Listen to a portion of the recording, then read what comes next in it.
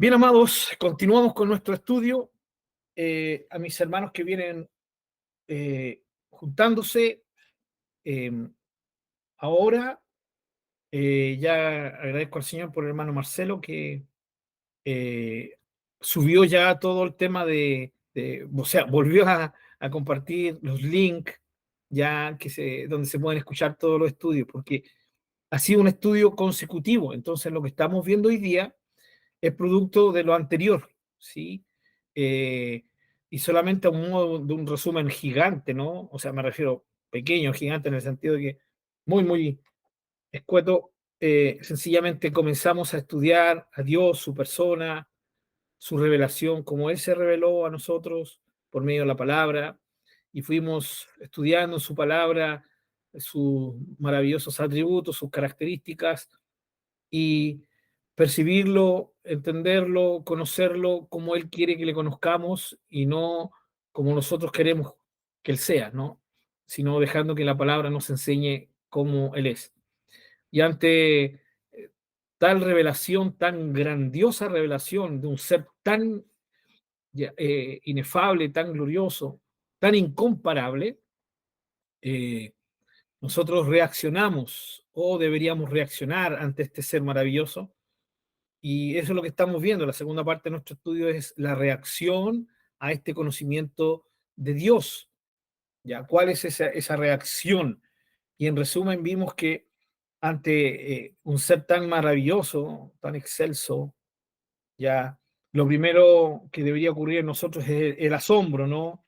Hablamos de asombro, hablamos de temor por esa grandeza que va más allá de la perspectiva humana, ¿no? Eh, Vimos como reacción gratitud al ver que es un ser tan inalcanzable, tan perfecto, tan trascendente, y sin embargo se acerca a nosotros con amor y nos abraza.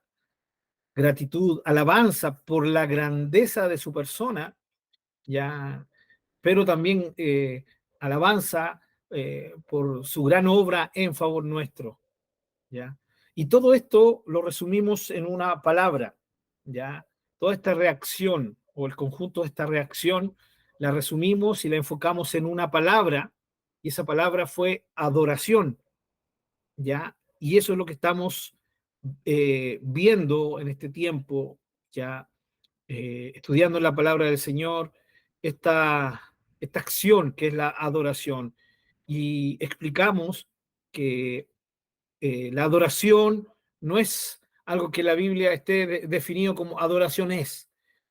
Todo lo contrario, es un concepto tan amplio a través de la Escritura, ¿ya? Y lo que sí está muy claro es cómo se expresa esta adoración. Y Dios, él mismo, nos enseña a través de su palabra cómo debe expresarse esta adoración, ¿ya? De la cual Él es digno. Tres palabras, tres ideas que están relacionadas y que las tenemos que tener siempre en mente es, ¿sí? Todo, no se olviden de eso, hermanos, todo. La palabra todo explica que, de qué es digno el Señor, ¿ya? Él es digno de nuestro todo, todo, ¿ya? Eh, la segunda palabra, que comprende la segunda idea, es dignidad, dignidad, ¿ya? Porque todo tiene que ver con la dignidad de Dios, con lo que Él merece, ¿ya? Y la tercera palabra, que es la que hemos visto ya, que es adoración, están relacionadas estrechamente la dignidad de Dios, el todo nuestro para Él, porque es lo que Él merece, ¿ya? Y todo esto no es nada más ni nada menos que la adoración, ¿ya? Por lo tanto, la adoración es mucho más que cantarle a Dios un día de culto en nuestras iglesias, mucho más que eso. Pensar que la adoración es eso, es rebajar este concepto tan rico en la escritura, tan profundo en la escritura, eh, y que es, como lo hemos estado observando y estudiando, que es la reacción que Dios merece, es lo que Él merece. Esa idea tiene que estar profundo en nuestros corazones, hermanos. ¿Ya? Ahora, ¿por qué Él merece? Vimos las dos grandes razones, ¿ya? Que cimentan para nosotros eh, su dignidad. Y la primera es lo que Él es, su persona, ¿ya? Eh, para eso vimos los atributos, ¿eh? Para conocer lo maravilloso, lo glorioso, lo majestuoso que es Dios en Él, en sí mismo, en su persona, ante un ser tan, pero tan maravilloso. Nosotros debemos reaccionar con adoración, ¿sí? Y la segunda razón, teniendo claro que solo con esta razón ya debería ser suficiente para nosotros. Lo que Dios es. Si Él ya se ha revelado, así soy yo, mírenme, si examinen la grandeza de mi revelación y van a llegar a una sola conclusión. Así soy yo, ¿no? Y eso debería llevarnos a nosotros a adorarlo con todo el corazón, a un ser tan potentemente maravilloso y glorioso, ¿ya? Entonces, el Señor con lo que se ha revelado, Él sencillamente con eso ya debería ser combustible suficiente para nuestra adoración por toda la eternidad, hermano. Pero el Señor a- da un paso más y Él actúa en nuestro favor. Y este acto de amor, de compasión, de justicia, ya que manifiesta en favor nuestro, eh, por así decirlo, lo hace doblemente digno, ya doblemente digno. Y digo por así decirlo porque la idea doblemente digno queda corta, ya que no alcanza, pero para que entendamos en nuestras cabecitas humanas, ¿no? Entonces, digno por quien Él es y digno por lo que Él ha hecho. Pero el que ha hecho, amados, no se enfoca en los bienes terrenales que podamos recibir de Él, por los cuales estamos muy agradecidos también, ¿ya? Y los cuales también son producto de su amor, son producto de su gracia, ¿ya? De su cariño por nosotros. Eh, y obviamente tenemos que estar agradecidos por todo lo que tenemos, por el nuevo día, por la salud suficiente que podamos tener, dar gracias a Dios. Ya algunos que también ya son un poquito más avanzados, dan gracias a Dios incluso por las cosas malas que le acontecen, ¿ya? Pero no se nos puede desviar la mirada de que la gran razón de la dignidad de Dios no son estos dones ya pasajeros que Él nos da, sino que es la obra del Señor Jesucristo en la cruz.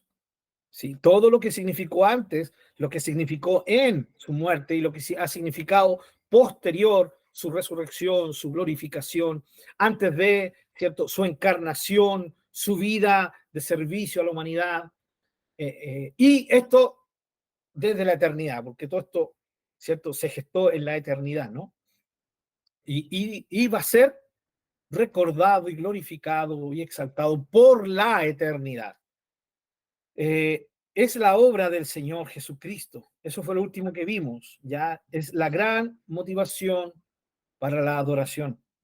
Ya eh, por las misericordias que se manifestaron en tan grande salvación, en tan grande obra, Pablo nos dice que esa es razón suficiente para que nosotros dediquemos nuestras vidas al Señor, todo nuestro ser, como un sacrificio vivo, santo, agradable a Él, que es nuestra verdadera adoración, que es nuestro culto espiritual, que es nuestro culto racional, porque entendíamos que la idea de darle a Dios nuestro culto, y culto tiene que ver con adoración, está estrechamente relacionado, ¿ya?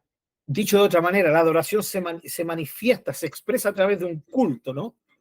Y este culto debe ser racional porque no puede dársele a Dios algo que no nazca de nuestro corazón. Él no merece algo que nace por otras intenciones o algo que se dice que se le da pero que no nace del corazón, que no nace del entender lo que se le está dando, ¿ya? Entonces, por eso que Él nos revela y por medio de su Espíritu Santo nos aclara todo esto, para que ninguno de sus hijos pueda decir, es que yo no tengo muchas razones para honrar a Dios. No, la razón está, la razón ya fue manifestada y va a estar por toda la eternidad, es la gran razón. Y, y esa fue la razón que llevó a cristianos y que sigue llevando a cristianos hoy a sufrir tremendas persecuciones y a pesar de esas persecuciones, ser fieles al Señor. ¿Por qué? Porque la mirada de estos hermanos está puesta en la obra de Jesús por sus vidas. Eso es lo que motiva a un cristiano. Y a nosotros que tal vez no estamos en una persecución, en una persecución de tipo física, ¿ya? Hermanos queridos, y quisiera, permítame esta expresión, he escuchado a algunos hermanos que dicen, sí, no estamos en una persecución física, pero estamos en una persecución moral, ya en una persecución social. Yo entiendo eso, hermano, entiendo que también es una persecución, pero hay que ser cuidadosos cuando queremos usar la persecución social, la persecución, ¿cierto?, ideológica en contra de nosotros y compararla con una persecución física, ¿ya? El cristiano que intenta decir, es que los hermanos ya están siendo perseguidos físicamente, pero nosotros estamos siendo perseguidos acá como diciendo estamos nivelados, hermanos, porque la persona que enseña eso, que dice eso, es porque no tiene idea lo que es la persecución física. Porque la persona que está siendo perseguida físicamente ya ha sido perseguida socialmente, está incluido en el pack, ¿sí? Está siendo golpeado y perseguido religiosamente, en todo sentido. Lo que pasa es que ha detonado al punto de que ahora se manifiesta también físicamente. Pero nosotros los cristianos de Occidente jamás deberíamos creer que estamos al nivel del sufrimiento de nuestros hermanos que están siendo perseguidos físicamente. Todo lo contrario, siempre deberíamos estar intercediendo por ellos, ¿ya? Por los hermanos que sufren persecución literal, ¿no? Ahora, hermanos queridos, la idea entonces es que la obra de Jesús es suficiente para que nosotros le rindamos nuestro todo a Él y lo hagamos a través de nuestra adoración. Vimos el último estudio, Hebreos, ¿sí? Servir al Señor con gratitud, con temor, con reverencia, ofreciéndole a Él sacrificios de alabanza, ¿no? Buenas obras, que son los sacrificios que Él espera de parte de nosotros, ¿ya? En otras palabras, el libro de Hebreos nos muestra una nueva realidad de adoración, ya no basada en el culto de la ley del Antiguo Testamento. Esa es la idea de Hebreos, ¿sí? Ya, por eso ya no sacrificamos animales, ¿sí? Por eso ya no ofrendamos, porque es una ley, porque se nos impuso una ley, ¿ya? Hoy día ofrendamos por otra motivación, ¿ya? Como estaban motivados nuestros queridos hermanos macedonios, ¿no? Que ellos se sentían tremendamente honrados de poder ofrendar para Dios y para sus hermanos, en ayuda de sus hermanos, ¿no? Y Pablo los pone como un ejemplo, ¿ya? Y eso que los hermanos macedonios estaban sufriendo una tremenda carencia, ¿ya?, económica en esos momentos, ¿sí? Por lo tanto, hermanos queridos, la idea es que ya en el Nuevo Testamento se percibe claramente un nuevo enfoque de adoración, pero no es que sea un nuevo enfoque, sino que es el mismo enfoque del Antiguo Testamento, y esto quiero que lo entendamos, es el mismo enfoque que Dios le dio al pueblo de Israel, pero que el pueblo de Israel lo pervirtió, lo cambió, ¿sí? Cada sacrificio, cada ofrenda en sacrificio que se hacía en el antiguo pacto, a través de la ley, ¿cierto?, impuesta por Dios por medio de Moisés, todo tenía que ver con la comunión entre sus hijos y Dios. Y esa es la idea de la adoración, ¿ya? La idea de la adoración es que nosotros nos enfocamos y todo lo que hacemos lo hacemos para nuestro Dios. Ese es el enfoque más profundo de lo que es la adoración. Pero el pueblo de Israel no entendió ni quiso entender esto y terminó haciendo las cosas que Dios le pidió que hiciera meramente como una religión fría, sin sentido, sin el enfoque correcto. Y amados hermanos, podemos hacer las mejores cosas y si no las hacemos con el enfoque correcto, hermanos amados, perdonen que lo diga, es solo basura. Es solo basura, en el sentido de que no sirve de nada, no cumple el objetivo. Y así como el pueblo de Israel lo hizo, nosotros corremos el riesgo de caer en ese mismo error, ¿sí? De ir a nuestros cultos, de cantar un canto, se supone que es de alabanza al Señor, y no lo hago con el enfoque correcto, no lo hago para mi Rey, para mi Señor, no lo hago en adoración. La ofrenda que doy, ya el servicio que entrego, todo. Cuando yo no lo enfoco para el Señor, termina siendo algo absolutamente nulo, vano, vacío. Suena, tal vez suene un poco eh, radical lo que estoy diciendo, pero hermanos, yo les animo a que piensen en esto, que lo piensen, porque eso es lo que la palabra de Dios nos quiere mostrar. Y cada vez que nosotros le bajamos un poquito el nivel a esto, ya nos estamos yendo a una perdición y a un desenfoque total. Cada vez que decimos, sí, pero es que ese es un nivel muy alto, no, pero hermano, creo que le estás poniendo mucho. No, cada vez que nosotros comenzamos a excusar, ¿sí?, nuestra carencia de enfoque, no vamos a llegar a buen puerto. Todo lo contrario, permitámosle al Espíritu Santo amonestarnos en esto, ¿sí? Porque lo que estamos hablando es la palabra del Señor, y es la palabra del Señor la que nos está motivando a esto, a que entendamos esto. Ya sé que suena, para muchos sonaría fuerte escuchar lo que estoy diciendo, que me dijeran, o sea, tú me estás diciendo que cada vez que yo doy una ofrenda, una muy buena ofrenda, o doy mi diezmo y no lo he hecho enfocado, significa que Dios no recibió honra y gloria. Eso, justamente, ¿sí? La iglesia recibió el dinero se ocupó de una forma correcta, sí, que la iglesia se ocupa de forma correcta, todo eso, correcto, pero tu ofrenda no fue válida ante el Señor, no fue válida.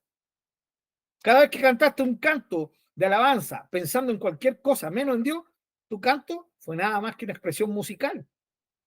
Y ahí sí que nos llevan la delantera los que cantan afinado, hermano. ¿Sí? Porque por último, el hermano que está desenfocado, la hermana que está desenfocada de Dios, pero canta y canta bonito, bueno, por lo menos se escuchó lindo, hermano. ¿Sí? Pero los que somos desafinados, más encima desenfocados y más encima desafinados, o sea, doblemente catastrófico, hermano. Ya esa es la verdad, ¿sí? Entonces, los que somos desafinados deberíamos preocuparnos más de hacer nuestro enfoque al Señor. Eh, eh, Solamente un comentario, querido hermano. La idea de Dios es que nosotros nos enfoquemos en Él. Nada vale si no estamos haciéndolo con un enfoque exclusivamente en Él, porque la adoración, hermano, lo vimos en el Antiguo Testamento, lo vimos en el estudio pasado, la adoración tiene que ver con Dios, no con nosotros. Es algo que se le debe a Dios, ¿ya? Él es el digno, no tiene que ver conmigo, tiene que ver con Él. Yo sencillamente soy el que debo enfocarme y darle una adoración, un servicio, lo que Él merece, justamente al nivel que Él merece. ¿Ya? Vamos entonces hoy día a ir a Juan capítulo 4, por favor, hermanos. Quedamos con deuda eso la semana pasada. Juan capítulo 4, abran sus Biblias.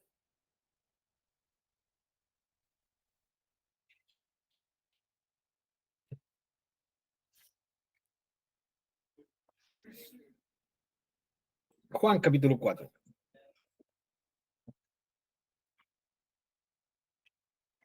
Bueno, todos conocen este capítulo, ¿no? Lo hemos escuchado predicar, los que han predicado de acá del grupo, lo han predicado seguramente más de alguna vez.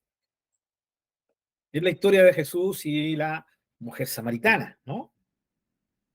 Eh, Vamos a leer algunos versículos de aquí. Yo, hermanos queridos, voy a leerlo pensando, ¿cierto?, en mis hermanos que están recién sumándose, ya, tal vez uno o dos que tal vez no han leído completamente la idea de este y el contexto de este pasaje. Así que lo vamos a leer del versículo 1 para adelante, ¿les parece? ¿Ya? Juan capítulo 4 del versículo 1 hacia adelante. Bien, espero que lo tengan. Dice, cuando pues el Señor entendió que los fariseos habían oído decir, Jesús hace y bautiza más discípulos que Juan, aunque Jesús no bautizaba, sino sus discípulos, salió de Judea y se fue otra vez a Galilea. Y le era necesario pasar por Samaria. Vino pues a una ciudad de Samaria llamada Sicar, junto a la heredad que Jacob dio a su hijo José.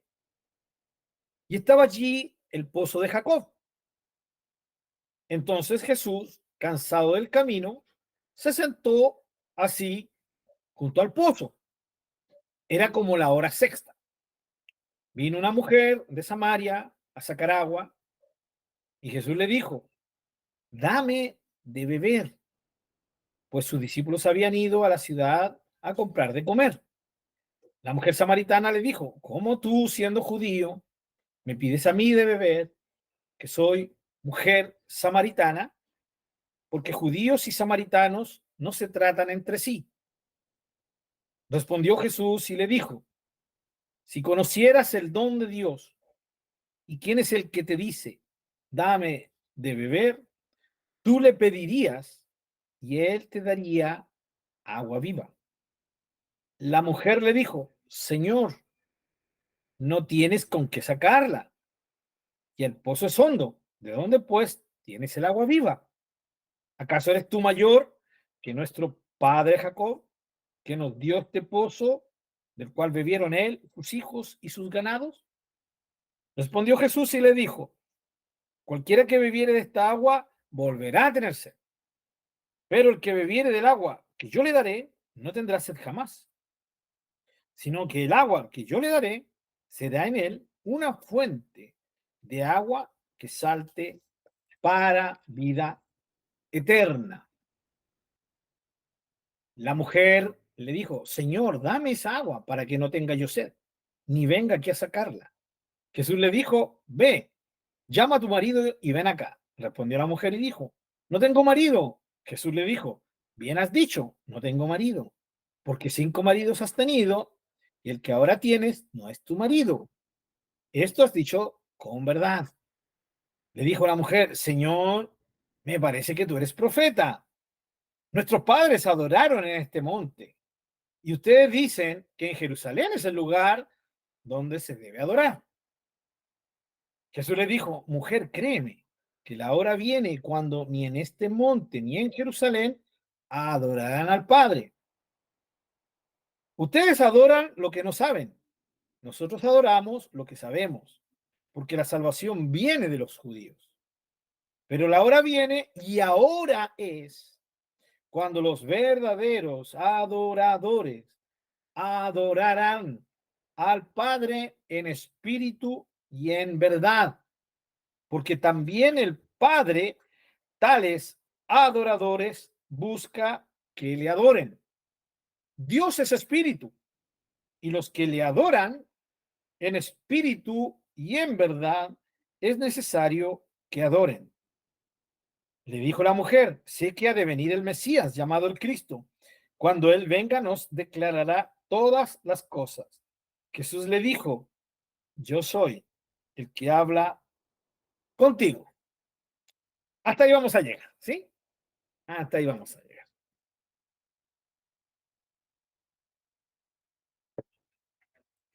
Amados, hay varias cositas, no voy a tocar detalles de esto, solamente leí para que se entendiera el contexto, ¿ya?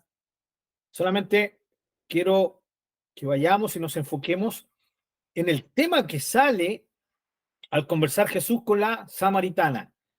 Y uno de esos temas es la adoración, ¿sí? Es la mujer la que saca a relucir el tema, ¿sí? En el versículo 19 le dijo la mujer, Señor, me parece que tú eres profeta. Nuestros padres adoraron, ¿ven? La mujer saca el tema. Y Jesús se basa en este tema de la adoración para enseñar la adoración de una forma tan maravillosamente plena que hoy día yo le aseguro, mi querido hermano, que usted y yo la disfrutamos más que la samaritana. La samaritana entendió lo justo y lo necesario de esto, más allá nada, porque el enfoque para ella era lo que leímos al final, el hecho de que ella creyera que Jesús era el Mesías y es el Mesías, el Salvador del mundo, ¿ya? Y que lo que viene posterior a eso, del testimonio de la mujer ¿cierto? A sus coterráneos, es que todo el pueblo viene y creen en Jesús, ¿no? Se produce una salvación ahí de tipo grupal, maravilloso. Pero dentro de toda esta manifestación de salvación, queda el tema de la adoración. Es un tema profundo. Ya es un tema que está aquí inmerso en la idea de la salvación de la samaritana y de sus coterráneos. ¿Sí? Y es como que el Señor Jesús toca este tema con la samaritana, ¿ya? Y la está mirando a la samaritana mientras le está enseñando esto, pero al mirar a la samaritana, yo me imagino a Jesús, ¿sí?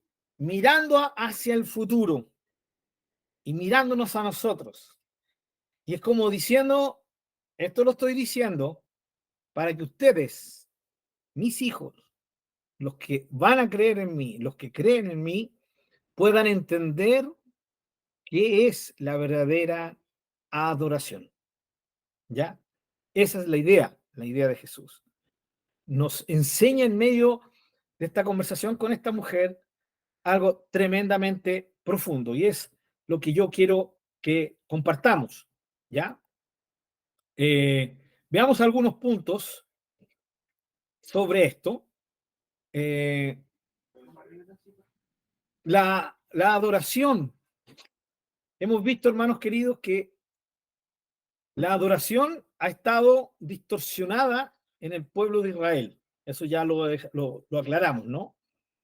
Se había distorsionado, se había vuelto algo meramente religioso, como lo hemos dicho, ¿ya? Pero aquí se suscita algo, algo especial. Dos pueblos que tenían ciertas raíces similares, ¿ya? Pero que no eran completamente iguales, los samaritanos y los judíos. Los judíos se supone que eran de sangre pura, los samaritanos de sangre mezclada, ¿ya? Eh, y sin embargo, los dos pueblos tenían, ¿sí? Una percepción de adoración propia a Dios, ¿sí? Y esta mujer, con todas sus falencias como mujer, y todo el pueblo de Sicar, con todas las falencias que como cualquier ser humano tiene, tenían en perspectiva lo que era la adoración bajo el régimen de su cultura, la cultura samaritana. En cambio, Jesús, que es judío, va a presentar aquí parte de lo que es la adoración bajo la perspectiva de la cultura judía. Hay una disposición de dos pueblos con culturas, ya con algunas cositas que se conectaban, pero en general estaban absolutamente divididos. Los samaritanos decían que ahí en el monte, ¿sí? En el monte de Jacob, era donde se debía adorar, ¿ya? Esa es la idea, en el monte que estaba ahí en Samaria, ¿ya? Y la mujer lo deja claro. Nosotros, ya nuestros padres adoraron en este monte, pero ustedes los judíos dicen que se debe adorar en Jerusalén. Sería lo mismo hoy día la discusión entre musulmanes y judíos, ¿sí? Los musulmanes dirían no, es en la Meca, ¿sí? Y los judíos dirían no, es ahí en Jerusalén. Bueno, en este tiempo el debate estaba entre estos dos grupos de personas. Lo maravilloso que Jesús está hablando justamente, ¿ya? Con una persona que pertenecía a este grupo contrario a los judíos, y él era por sangre, por descendencia, por ascendencia más bien dicho, ya era judío, eso lo tenemos claro, ¿no? Y Jesús está hablando primero que nada con un individuo que es samaritano. En segundo lugar, era mujer, ¿ya? En ese tiempo no estaba bien visto que un hombre hablara con una mujer desconocida, ¿ya? Más encima, tristemente, esta mujer había tenido una vida bastante caótica, ¿ya? Eso de 5 maridos y el que ahora no tienes, muestra una vida muy, muy caótica. Haya sido, como algunos interpretan, que era una mujer, ¿cierto? Muy pecadora, en fin, o los que, por otro lado, dicen que fue una mujer que sufrió lamentablemente, ya el rechazo social, por circunstancias ajenas a ella. No importa aquí, porque el centro no es la mujer, el centro es el Señor Jesús y la adoración, ¿ya? Pero ¿en qué sentido la mujer importa? En que ella era una mujer, no importa la razón, era una mujer que no había tenido una bella vida. Entonces el Señor se está compartiendo este tema tan profundo, tan glorioso, con alguien que religiosamente eh, no lo merecía, no lo merecía, ¿ya? Una mujer que definitivamente cualquier religioso hubiese sido la última. Pensaba en que se le pudiera compartir algo así. E incluso ni, ni aunque no hubiera habido nadie, ella hubiera estado sola ahí, tampoco, ¿ya? Porque la religión excluye. Jesús incluye, trae, ¿sí? Atrae a todos hacia él, ¿ya? Y los hace parte de él. Y es lo que está haciendo con esta mujer. Y este tema tan profundo de la adoración lo comparte el Señor con esta mujer. Ahora enfoquémonos en lo que el Señor enseña. ¿Ya? Eh, la adoración. Jesús nos presenta aquí tres tipos de personas, hermanos. Primero nos presenta a los samaritanos. ¿Sí? Jesús dice, ya, mujer, créeme que la hora viene cuando, versículo 21, ni en este monte ni en Jerusalén adorarán al Padre. Vosotros le dice, ustedes le dice a la mujer, adoran lo que no saben. Ese ustedes o ese vosotros, ¿a qué se refiere?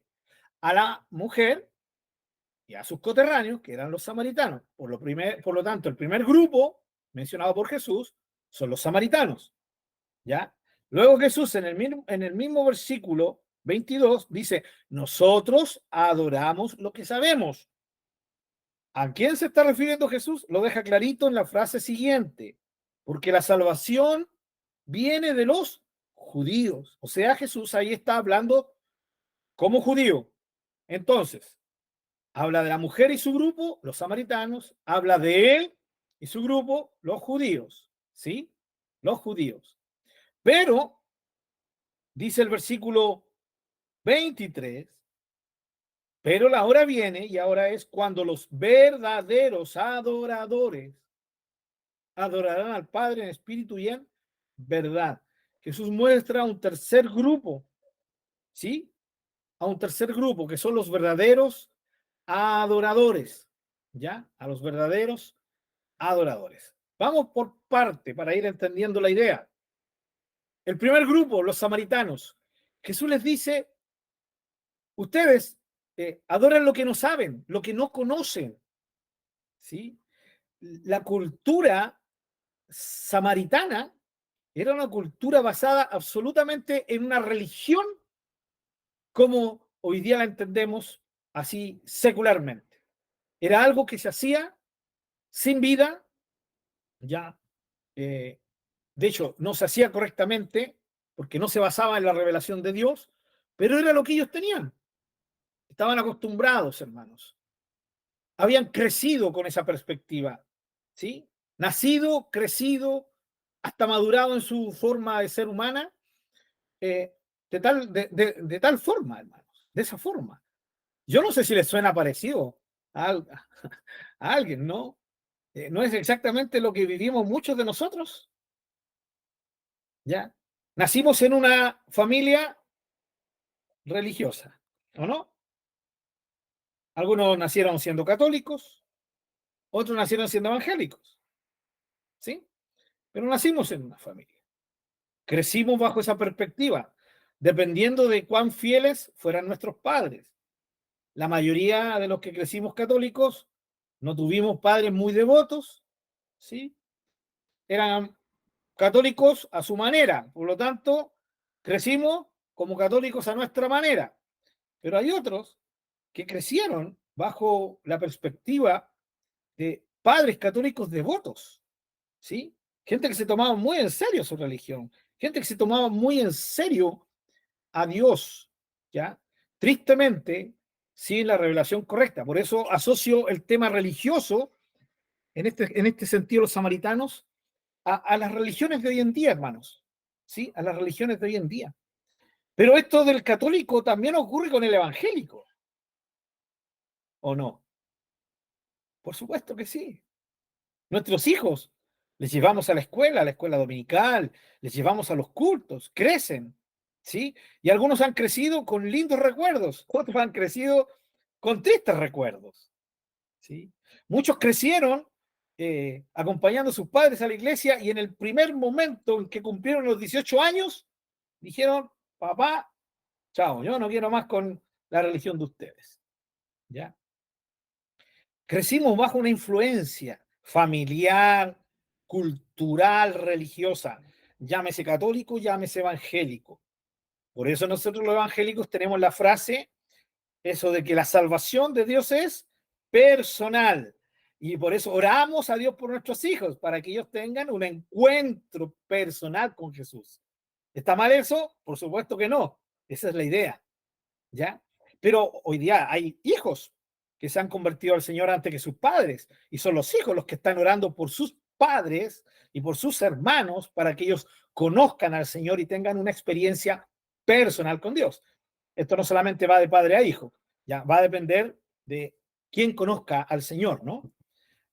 Pero mientras no exista esa relación personal con el Señor Jesucristo, todo lo que vivimos es mera religión, nada más que eso. Así de sencillo, ya, hermanos queridos, mera religión, ya. Entonces, uno tiene que saber que en un momento de su vida, ya, se enfocó en el Señor y dijo, no, mi vida es de Jesús, ya. Eh, Ahora, esto tiene diferentes maneras de manifestarse, ya, diferentes maneras de expresarse, ya. Yo no quiero decir, hermanos queridos, aquí que en algún momento tú tuviste que hacer una oración de fe. Eso lo tratamos en la clase pasada, ¿no? Sobre la oración de fe. Hay hermanos que hicieron una oración de fe, que alguien les guió en esa oración de fe y le entregaron al Señor todo su corazón a través de esa oración de fe. Pero hay mucha gente que hizo esa oración de fe porque los llevaron a hacerla y solo repitieron algo y nada más. Y eso significa que nunca tuvo un efecto real. Pero el punto, no me quiero desviar del tema, es que aquí está lo que ocurre con mucha gente hoy. ¿Ya? Ustedes adoran lo que no saben. Ustedes tienen un sistema de culto, ustedes tienen un sistema de alabanza, de adoración, pero no conocen realmente la verdadera adoración. Porque tampoco conocen o porque no están enfocados en el correcto objetivo, ¿sí? De nuestra o de la verdadera adoración, que en este caso es Dios. ¿Ya? Fíjense cómo el Señor va a hablar de Dios como el centro de todo este tema, ¿ya? Dios busca adoradores, ¿sí? Es a Dios a quien se le debe adorar en espíritu y en verdad. Entonces, Dios es el enfoque de la adoración, como lo hemos estado viendo. Ya, el caso de los samaritanos, ellos eran una mezcla, ¿cierto?, entre un resto de judíos con pueblos paganos. Eh, Mi idea no es profundizar en esto, ¿ya? Sencillamente dar algunos aspectos de lo que eran los samaritanos. Poseían una revelación de Dios muy reducida, pero además distorsionada, ¿ya? Y esto los llevó tristemente a una adoración equivocada, ¿ya? De hecho, sus antepasados en Segunda de Reyes, capítulo 17, versículos 24 33, a ver si me acompañan, hermanos. Segunda de Reyes, veamos un poquito las raíces de los samaritanos. Segunda de Reyes 17,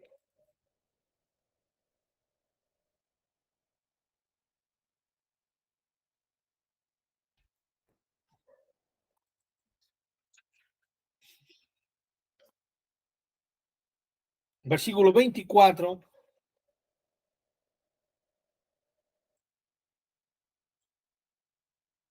Esto ocurrió cuando Dios permitió que se llevaran cautivos a, las, a los israelitas que pertenecían a la nación del norte, o sea, a Samaria. ¿Ya? El versículo 24 dice, y trajo el rey de Asiria gente de Babilonia, de Cuta, de Aba, de Amat, de Sefarbaim, y los puso en la ciudad de Samaria, en lugar de los hijos de Israel, y poseyeron a Samaria y habitaron en sus ciudades. ¿Se dan cuenta? Cuando vino el imperio asirio y se llevó cautivo a las 10 tribus del norte, eh, quedaron algunos pocos ahí israelitas de la gente pobre, todos los otros fueron exiliados y el rey de Asiria trajo de otras naciones, naciones paganas que no conocían el verdadero Dios, los trajo a vivir ahí en el lugar de los israelitas. Era una acción muy común en algunos conquistadores de sus tiempos, ¿ya? Los romanos no fue así, los romanos hacían otra cosa, que era conquistar un pueblo, les respetaban sus dioses, sus formas, siempre y cuando tributaran y fueran respetuosos con el César o con el imperio. Pero en este caso, más antiguo, no, se solía hacer esto. Entonces tenemos aquí cómo el rey hace esto, y aquí comienza la mezcla. Vamos al versículo 33.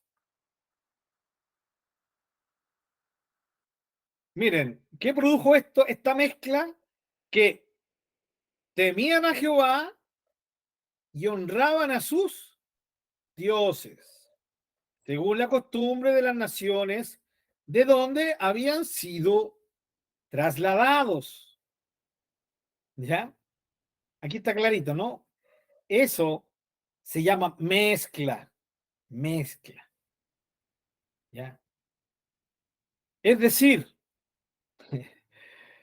para que lo entendamos bien, hoy día el hermanito evangélico eh, que va fielmente los días domingos al culto, que diezma, que alaba, ¿sí? Pero eh, de vez en cuando, ¿sí? Por ahí le echo una manito una manito de ayuda al Señor, ¿ya? Aunque ustedes no lo crean, ¿sí? Eh, pasando por los santitos, ¿ya? O por la Virgencita María, ¿ya? Porque, bueno, me aseguro, ¿ya? Hermanos que en algún momento, cuando están en el culto y ha venido el temblor, ¿sí? El terremoto fuerte y muchos han caído de rodillas y se han persinado, ¿no? Han salido pillados que parece que no estaban muy, sus corazones no estaban muy enfocados realmente en el Señor, ¿sí? ¿Ya? Y en fin, cosas como esa. Gente que no ha entendido, ¿ya? Y recuerden, creo que lo vimos en uno de los estudios pasados, nosotros tenemos harta herencia, ¿no? De nuestra religión antigua. La herencia, por ejemplo, para mis hermanos, sí, que están recién incorporándose, tenemos harta herencia, ¿no? Y de esa herencia es, por ejemplo, ese sobreénfasis que le damos a los pastores, ¿no? ¿Por qué? Porque mientras fuimos católicos, el curita era el mediador entre Dios y nosotros. Y ahora que somos evangélicos, ya no es el curita, es el hermano pastor, ¿sí? El pastorcito es el mediador entre Dios y nosotros, ¿ya? ¿De dónde sale esto? ¿Esto es parte de la escritura? Esto es parte de la tradición católica que heredamos. ese sobreénfasis que le damos a los líderes de nuestras iglesias. Hermano, no estoy diciendo, fíjense lo que estoy diciendo, sobreénfasis, ¿ya? No estoy diciendo que no se le deba honra a los hombres y a las mujeres que Dios pueda poner por delante de nosotros, ¿ya? No, no, pero que malinterpretamos honra, ¿sí? Y le damos al final a los líderes, ¿ya?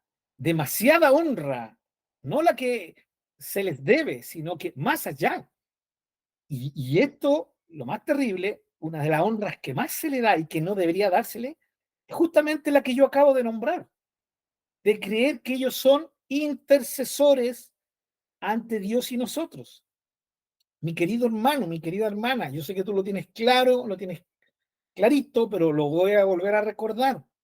Nuestros pastores, los hombres, líderes que Dios ha puesto, ¿sí? A los líderes que Dios ha puesto en las iglesias, no son los intercesores entre Dios y los hombres. No lo son. Porque solo hay un intercesor entre Dios y los hombres. Y ese intercesor es el Señor Jesucristo.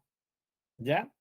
Y a su nombre, gloria. ¿Cierto? Esa es la idea. Es el único intercesor. No tenemos ningún otro intercesor. Entonces, cuando yo voy, ¿sí? Al pastor, voy al líder, y voy con la intención de que él interceda, porque a él Dios le escucha más que a mí, yo ya estoy actuando de una forma incorrecta. Cuando yo digo que el pastor es el sacerdote, ¿sí? Es exactamente la mentalidad católica que me la ha traído a la iglesia evangélica, porque la Biblia dice que cada creyente es un sacerdote. Todos los que logro ver ahora a través de su pantalla y a los que no. Los que hemos creído en Jesús, todos somos sacerdotes. Entonces, ya no es el líder mi sacerdote, ¿sí? ¿Quién sigue siendo mi único sumo sacerdote? El Señor Jesucristo, ¿ya? Y esto me muestra que yo puedo ir directamente al Señor, no necesito pasar por el líder, ¿sí? Esto tenemos que dejarlo así cimentado, clarito en la palabra, ¿ya? Porque esto le da gloria a Dios. Esto pone al Señor ahí en el lugar que le pertenece. Y ahora, ¿qué significa esto? Que yo no le voy a pedir oración a mi pastor cuando estoy necesitado. Eso es otra cosa. Pero fíjense que yo se la puedo pedir al pastor, pero también se la puedo pedir a un hermano o una hermana de confianza que tengo. ¿Qué va a ser la diferencia? ¿Sí? ¿Qué va a ser la diferencia? En esto tenemos que ser muy cuidadosos. Mi querido hermano Norman. Pregunta, cuando usted se refiere a sacerdote, ¿se refiere a los dos géneros, masculino y femenino, o la unción sacerdotal está sobre el varón? Ya. Eh, la unción sacerdotal, mis queridos hermanos, tiene que ver exclusivamente con el Antiguo Testamento. En el Nuevo Testamento, Pedro es muy claro, le habla a los creyentes en general, y ustedes saben que en el Nuevo Testamento, cuando se habla a los creyentes, se habla claramente en sentido genérico. Hombres y mujeres son sacerdotes. Hombres y mujeres son sacerdotes. Eso es radical en el Nuevo Testamento. Pablo dice que somos todos, ¿cierto?, parte del sacerdocio. Pedro habla del sacerdocio en el Nuevo Testamento, en Apocalipsis dice que el Señor nos ha redimido y nos ha hecho un reino o reyes y sacerdotes para nuestro Dios. Esto es hombres y mujeres. Así que el sacerdocio es para hombres y para mujeres en Cristo. No hay diferencia. Ahora, es otra cosa, mi querido hermano Norman, y lo digo para que no se malinterprete. Muchas veces malinterpretamos el tema del sacerdocio, ¿ya? Con el tema del liderazgo en las iglesias, ¿sí? Por ejemplo, ¿puede una mujer ser pastora? ¿Sí? Eso es otra cosa, ¿ya? El liderazgo dentro de una iglesia recae sobre los varones. Eso, no, eso es bíblico. Pero es el liderazgo, a eso es lo que le llamamos el pastorado.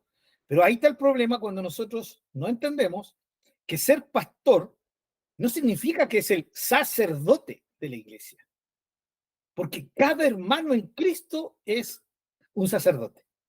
Hermanos y hermanas. ¿Por qué? Porque la misión del sacerdote aquí en la tierra es ser intercesores entre Dios y los hombres. Y eso, cada hijo de Dios, cada hija de Dios es un representante de Dios aquí en la tierra, ¿cierto? Entre Dios y la gente perdida, ¿ya? En ese sentido, ¿cierto? Sacerdotes somos todos los hijos de Dios. Ahora, vuelvo a enfatizar, porque esto queda grabado y no quiero que, que después algún hermano que lo escuche después no lo entienda. Es otra cosa el tema de que quién va a liderar, quiénes son los presbíteros en una iglesia local, por ejemplo. Eso recae sobre los varones, ¿sí? Entonces, hay que diferenciar eso, mi querido hermano Norman. Entonces, porque muchas veces se habla justamente de eso, de la unción sacerdotal, pero eso se ha sacado del Antiguo Testamento. Eso estaba, claro, efectivamente, la unción sacerdotal caía solo sobre hombres, por supuesto, pero en el Nuevo Testamento, nosotros hoy día vemos que es otra, absolutamente otra realidad. Todos somos sacerdotes, no puede hacerse ninguna diferencia entre hombre y mujer, en el sentido de que todos estamos en el mismo nivel ante Dios. Todos. ¿Quién? El hermano que lleva, Pastorcito Raúl, ¿cuántos años lleva a conocer al Señor?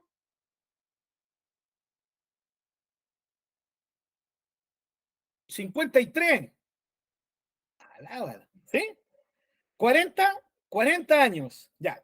40 años. ¿Sí? Mi hermano Norman, ¿cuántos años lleva de conocer al Señor usted?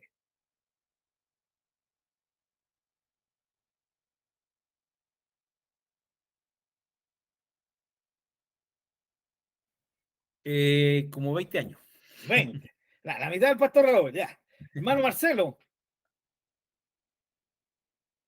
Sí, como 20 años también, aproximadamente. 20. Muy bien. Hermana Laura.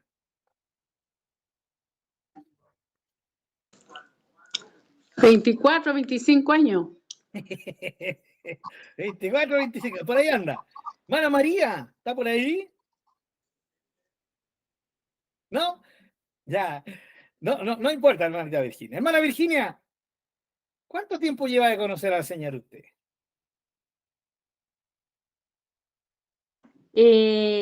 Yo lo conozco de chica, pero como decíamos que me separé después, ya no fui más. Ya ahora ya llevo 10 años en ir, pero haciendo la voluntad de Dios, sí. Ya. Pero ahora estoy más firme que el hermano Norma y la hermana Miriam me han ayudado harto. Gloria a Dios por eso. Gloria a Dios. Dejémoslo en 10 entonces. Ahora sí, mi hermana María, ¿cuántos años lleva de conocer al Señor? Del año 1982.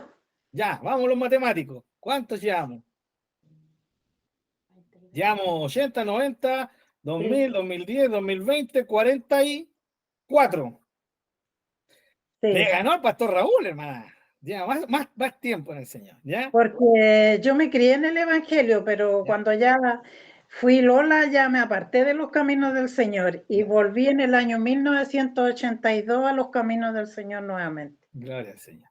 Bien, ahí está. Es bueno hacer esa diferencia, ¿no? Cuando realmente le consagramos nuestra vida al Señor. Bien, son los que tengo.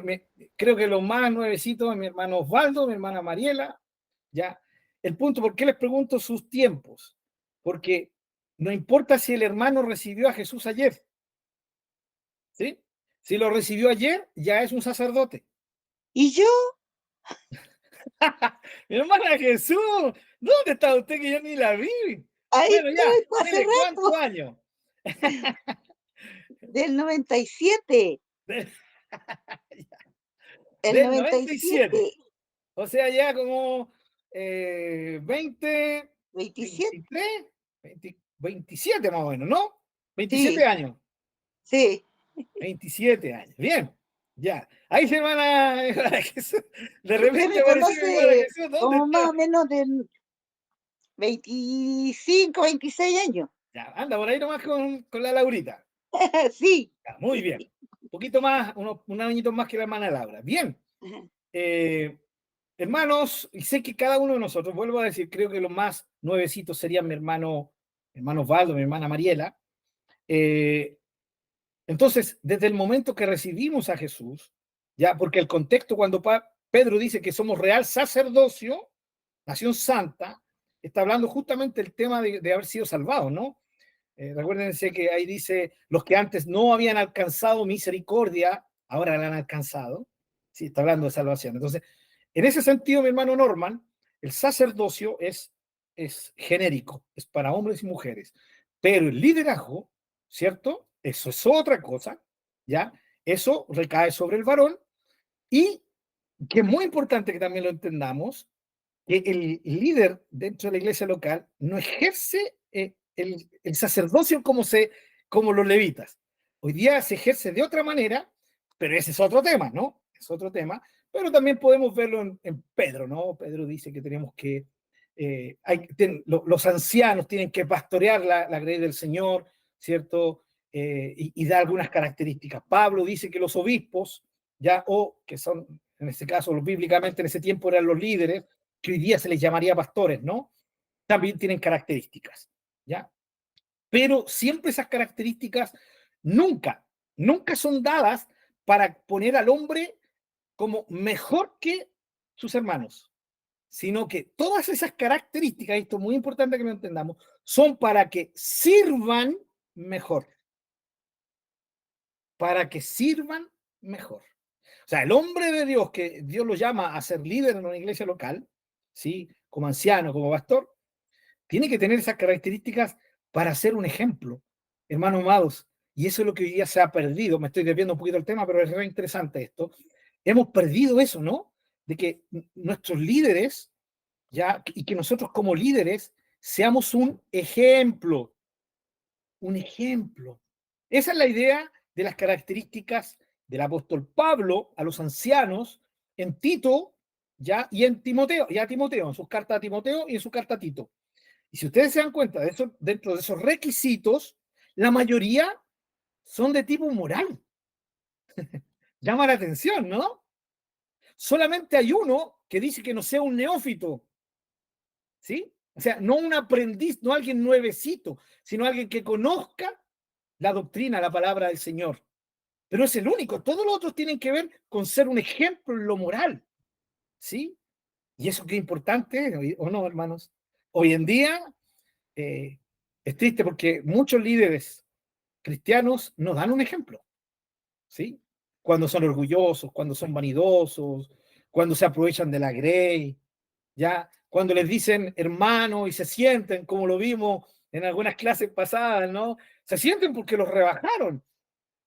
Si el Espíritu de Cristo debería reinar en ellos, y eso los debería hacer humildes. Así que eso, hermanos queridos, me extendí un poquito, agarrándome de la pregunta muy buena que hizo mi hermano Norman, pero eso, mi querido hermano Norman, con respecto al sacerdocio y a la diferencia del liderazgo, ya, o del pastorado, o del obispado, como se decía en la iglesia primera, ¿ya? Bien, en ese sentido, volvemos al punto nuestro, que somos sacerdotes, ¿ya? Y justamente en base a lo que estábamos hablando, la idea de que se produjo aquí, ¿ya? En esta mezcla, hermanos, ¿ya? En esta mezcla, fue que los samaritanos le pidieron a un sacerdote, ¿ya? Levita, ¿ya? Que les enseñara de Jehová, ¿sí? Pero al final eso terminó siendo una mezcla. ¿Por qué? Porque seguían creyendo y teniendo sus costumbres religiosas pasadas, pero ahora adoptaron las de Jehová, pero las mezclaron. Y ese es el ejemplo que yo estaba dando, de que muchas veces, entre otras cosas, también tenemos herencia de las religiones que traíamos, y una de esas es de casi endiosar al líder, ¿cierto? Al pastor, o a quien quiera que sea el líder que Dios ponga en la iglesia local donde estamos, ¿ya? El respetarlos es una cosa, el honrarlos es una cosa, el ponerlos en un lugar que no les da el Nuevo Testamento es otra cosa, ¿sí? Pero esas son las herencias, ¿no? Que tenemos de allá, ¿sí? Y aquí yo voy a hilar finito porque yo en mi tiempo no hablaba mucho de esto porque no me convenía, ¿no? Cuando cuando era parte del liderazgo de la iglesia, ¿no? No me gustaba mucho hablar de esto de que le servían al pastor el mejor plato, porque me convenía, por mano, me convenía. Debo ser sincero, muchas veces me aproveché de eso y creo que he pagado con creces mis pecados, hermano. Pero se destila eso, ¿no? De que al siervo de Dios hay que darle lo mejor. ¿Ya? Ahí, hermano, todos los que están sentados en la mesa son siervos de Dios. Así que es imposible darle a un siervo más que a otro. ¿Ya?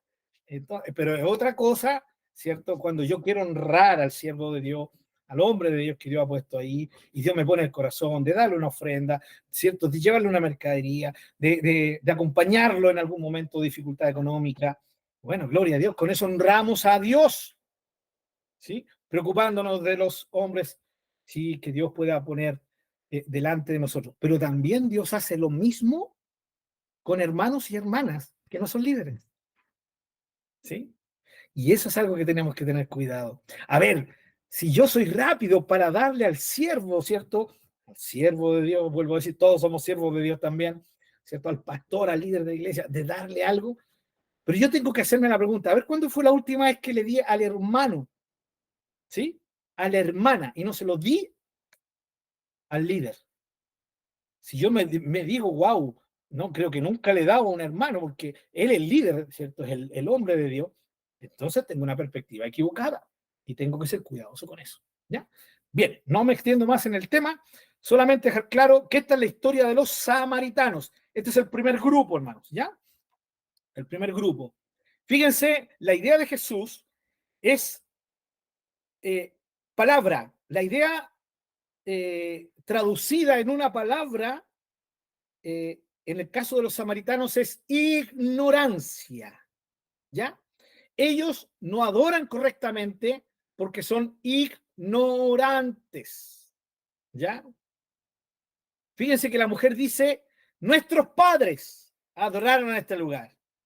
¿Sí? Como diciendo, nuestros padres adoraron. Ella parece que se excluyó, ¿no? ¿Sí? Esto también es una frase hoy día muy, muy de hijos de evangélicos, ¿no? Es la religión de mis padres, o también, no solamente evangélicos, sino de cristianos, hablando del cristianismo en forma genérica, ¿no? O en forma general, ¿no? No, esa es la religión de mis padres, no es la mía. Entonces, la mujer, nuestros padres, ¿ya? Fíjense que la ignorancia incapacita la verdadera adoración. Esto es muy importante.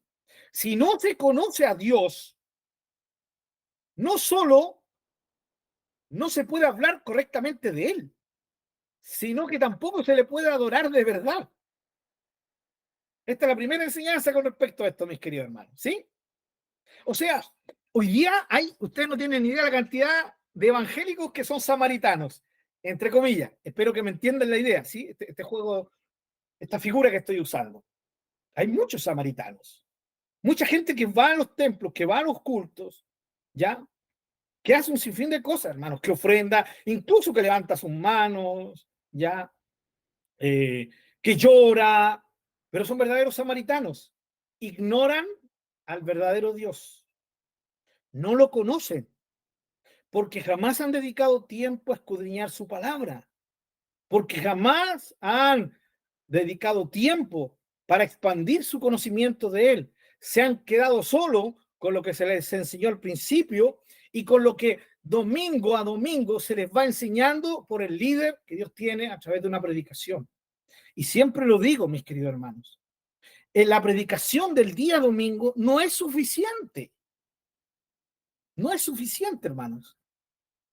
Ningún cristiano debería sentirse satisfecho con ir un día en la semana, escuchar la predicación de su líder o de quien se disponga en ese culto que predique y quedarme con eso. No, hermanos, porque si una persona se queda solo con eso, va a ser tristemente, un desnutrido espiritual, un enano espiritual. No va a crecer. Y ustedes no tienen ni idea de la cantidad de gente que es así, pues. ¿Sí? No, yo tengo que ir el día domingo, escuchar la palabra que Dios tiene para mí, tomarla, hacerla vida en mí. Decir, gracias Señor porque me hablaste en esto. haya sido un tremendo predicador o no haya sido un tremendo predicador. Siempre ahí hay una palabra de Dios para nosotros. Y yo la tomo y la hago mía. Pero yo tengo que llegar a mi casa y en mi casa leer la palabra de Dios, dedicar tiempo a escudriñar su palabra. Y en la semana, cada vez que haya oportunidad para congregarme, me vuelvo, ¿cierto?, a congregar para volver a oír palabra de Dios. Y si en la iglesia donde estoy se hace el estudio bíblico, me esfuerzo por estar en el estudio bíblico. O sea, cada instancia que tengo, estoy yendo a la palabra del Señor. Amén. Esa es la idea. ¿Sí? Eso es lo que mata la ignorancia. Y eso es lo que, dicho de otra manera, es lo que trae vida, conocimiento de Dios. Por eso partimos en este estudio estudiando a Dios y su revelación, para saber cómo Él es realmente. Entonces, el problema de los samaritanos era ignorancia. Vuelvo a decir, hermanos, hoy día hay mucha gente que es como los samaritanos. ¿Sí? Adoran sin saber, sin conocer realmente a Dios. ¿Sí? Dicen, en este monte nuestros padres adoraron. ¿Sí? Dicho de una forma religiosamente evangélica, en este templo, en mi denominación, en mi iglesia, ¿sí? Aquí es donde está la sana doctrina y aquí es donde mis padres adoraron y donde yo adoro. ¿Sí? Ahora, ¿de qué sirve que mis padres hayan adorado si yo no adoro correctamente, si yo no conozco al Señor? Entonces, hermanos queridos, no hay verdadera adoración si no conocemos bien a Dios. ¿Sí? Ahora, ¿significa que la persona que recién conoció al Señor no puede adorar de verdad? Por supuesto. Y aquí está lo que ustedes tienen que entender, mis amados hermanos, y grabarlo en el corazoncito.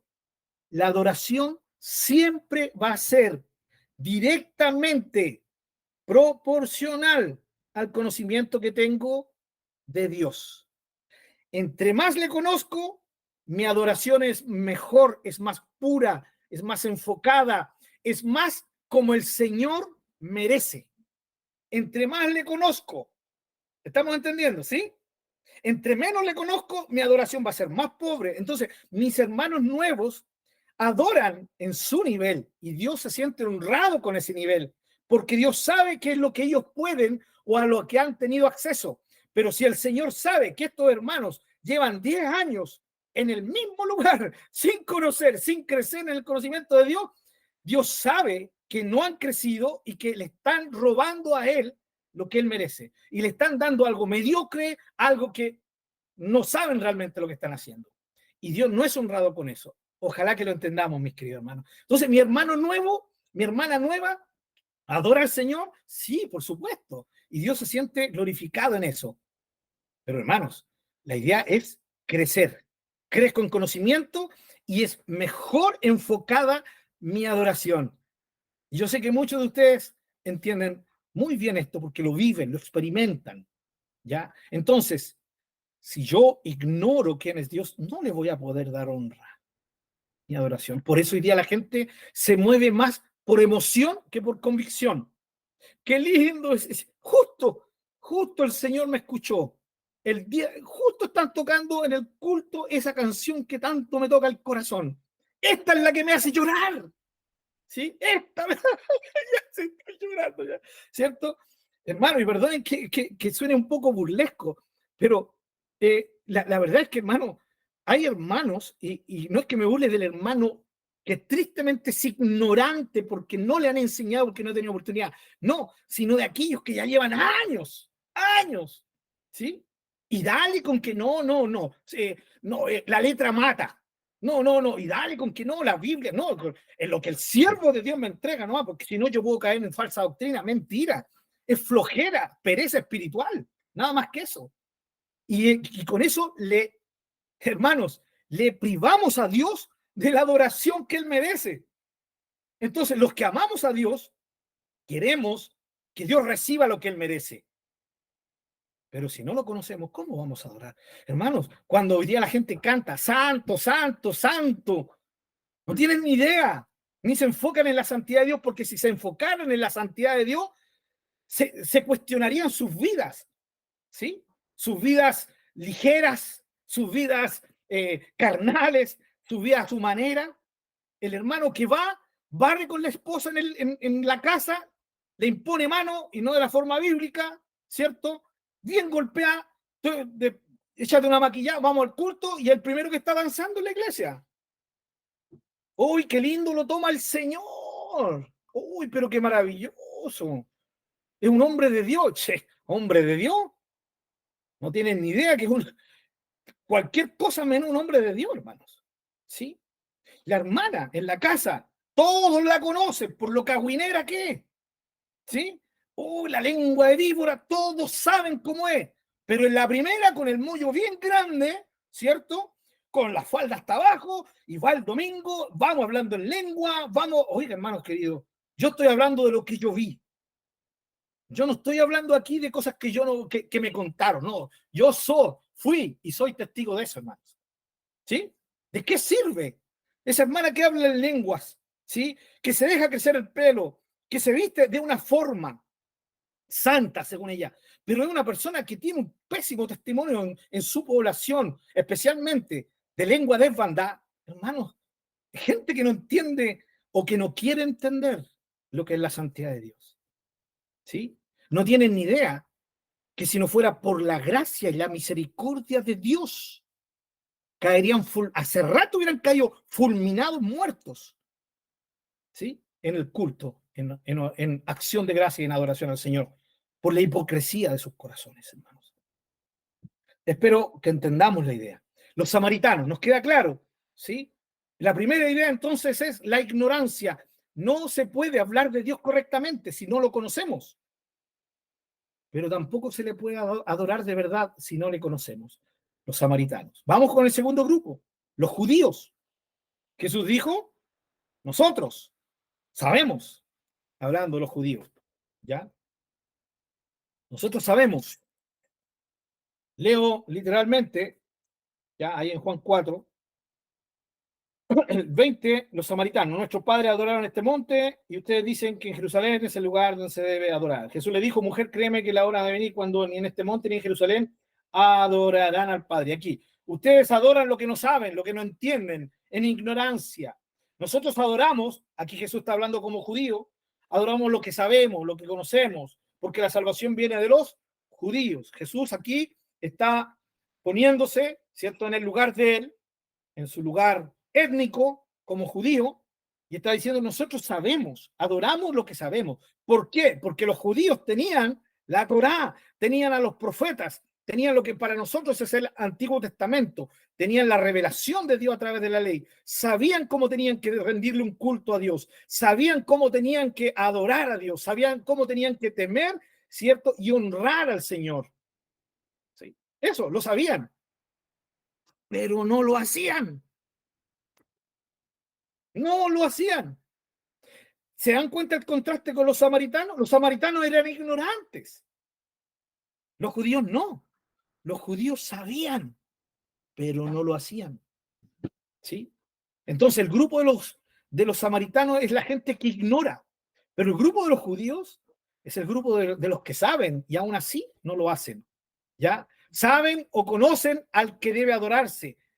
Tenían acceso a la revelación de Dios, como la tuvimos nosotros en nuestros estudios pasados. Sin embargo, cambiaron la verdadera adoración por costumbres religiosas, perdiendo las actitudes más fundamentales, ¿cierto? Que son la esencia de esta. Por ejemplo, Salmo 24, del 3 al 6. Miren, esto lo sabían los judíos. Esto no lo sabían los samaritanos, ¿ya? Los samaritanos solamente tenían el Pentateuco. Salmo 24, solo por dar un ejemplo, ¿no? Conocido este salmo. Salmo 24, versículo del 3 al 6. Esta es la esencia, hermanos. Qué tremendo como David era un hombre con una proyección espiritual maravillosa para su tiempo, ¿no? Leo, ojalá que lo tengan, si no, pueden escucharlo. Salmo 24, versículo 3. ¿Quién subirá al monte de Jehová? ¿Sí? ¿Quién vendrá a la presencia del Señor? ¿Quién estará en su lugar santo? Y aquí viene el limpio de manos, el puro de corazón.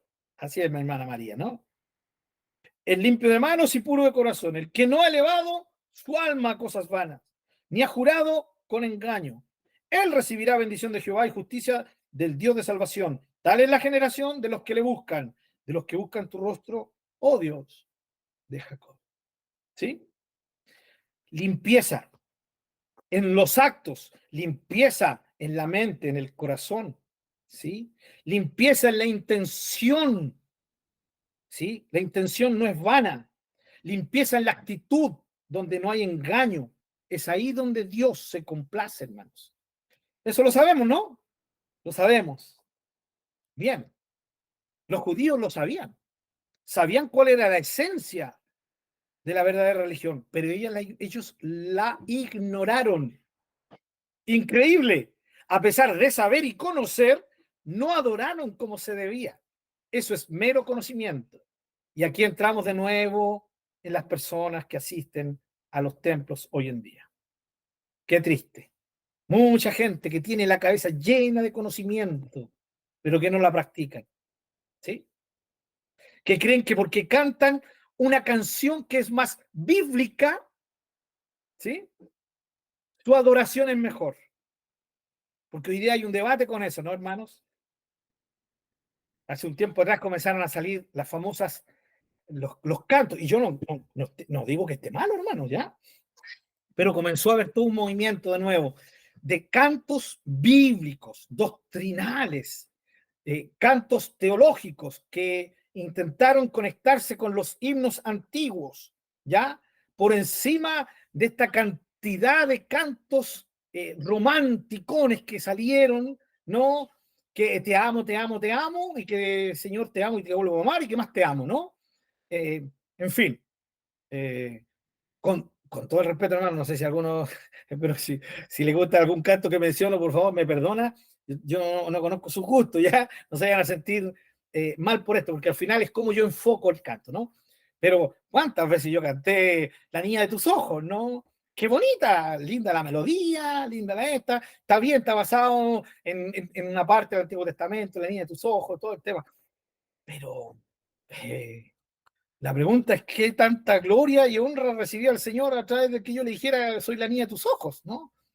Entonces, o canto hoy día absolutamente centrado en el hombre, ¿no? Que yo siento, que siento acá, que siento allá, que siento la unción, que todas esas cosas, ¿ya? Y no cantos centrados en Dios. Cantos, hermanos, que sería lo mismo cantárselo al Señor que cantárselo a la polola, al novio, a la esposa, al esposo, ¿sí? Es lo mismo. Usted lo único que le cambia es Jesús, Señor, y le pone el del amado, el de la amada terrenal. Y listo. Entonces, todos estos cantos romanticones sin un sentido ya de verdadera adoración, ya produjeron que llegara un momento en que muchos se rebelaran contra esto y comenzaran a componer cantos más bíblicos, más doctrinales o teológicos, bajo la teología del Señor. Vuelvo a decir, como conectándolos con los himnos antiguos que eran muy, muy bíblicos, ¿no? Himnos maravillosos. Ahora, hermanos queridos, ¿sirve de algo tener cantos de estos? Ah, sí, alguien dirá, por supuesto que sirve, porque podemos cantar algo que es mucho más bíblicamente correcto. Está bien, pero si no se hace de corazón, ¿sirve de algo? No sirve de nada. ¿De qué me sirve cantar un himno, hermanos? Un himno maravilloso, no sé, les doy un ejemplo. Jesús es mi Rey soberano. Maravilloso himno. Maravilloso himno. O el Cordero que fue inmolado. Ese es uno de los cantos que me hace llorar, hermano. ¿Cierto? Ese, cada vez que lo tocan, yo lloro. ¿Ya? Es el mío, ¿ya? Para que sepan. Entonces, con el Cordero inmolado, Jesús es mi Rey soberano, y tantos himnos maravillosos, ¿no? Pero también, ¿de qué sirve cantarlos si no estoy enfocado? No sirve de nada, hermanos. Lo que los judíos hacían era hacer cosas, ¿sí?, que estaban correctas externamente, sin la actitud del corazón, y eso echaba a perder todo. Rebajaron la adoración, hermanos, a Dios, la adoración que Él merece, la rebajaron a ritos y tradiciones sin sentido real, ¿sí? La rebajaron a lugares y a ocasiones, ¿sí?, de tiempo y físicas. ¿Ya? Se excusaron en su templo, por ejemplo. ¿Sí? ¿Ya? Se excusaron en el sistema de sacrificios. Se olvidaron del que es la razón de todo esto. ¿Ya? Por ejemplo, templo. En Jeremías 7:4. Vamos ahí a Jeremías 7. Recuerden que estamos hablando del segundo grupo de los judíos. Jeremías 7.